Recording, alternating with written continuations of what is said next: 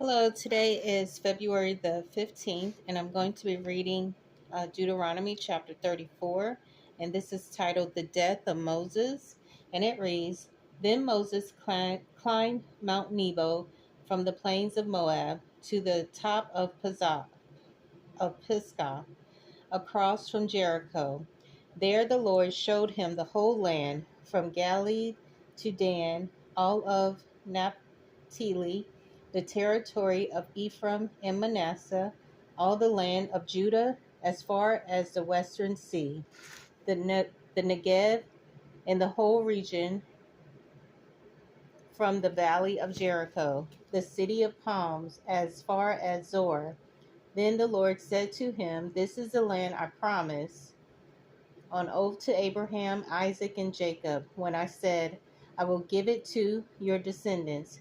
I have let you see it with your eyes, but you will not cross over into it. And Moses, the servant of the Lord, died there in Moab, as the Lord had said. He buried him in Moab, in the valley opposite Beth Peor, but to this day no one knows where his grave is. Moses was 120 years old when he died, yet his eyes were not weak, nor his strength gone. The Israelites grieved for Moses in the plains of Moab 30 days, until the time of weeping and mourning was over. Now Joshua, son of Nun, was filled with the spirit of wisdom because Moses had laid his hands on him. So the Israelites listened to him and did what the Lord had commanded Moses. Since then, no prophet has risen in Israel like Moses, whom the Lord knew face to face, who did all those miraculous signs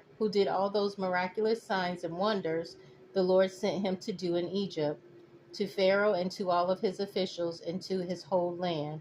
For no one has ever shown the mighty power or performed the awesome deeds that Moses did in the sight of all Israel.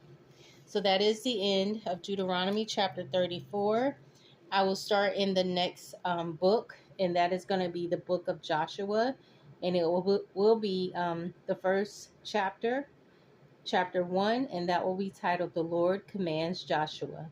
So I hope you'll join me again. Thanks.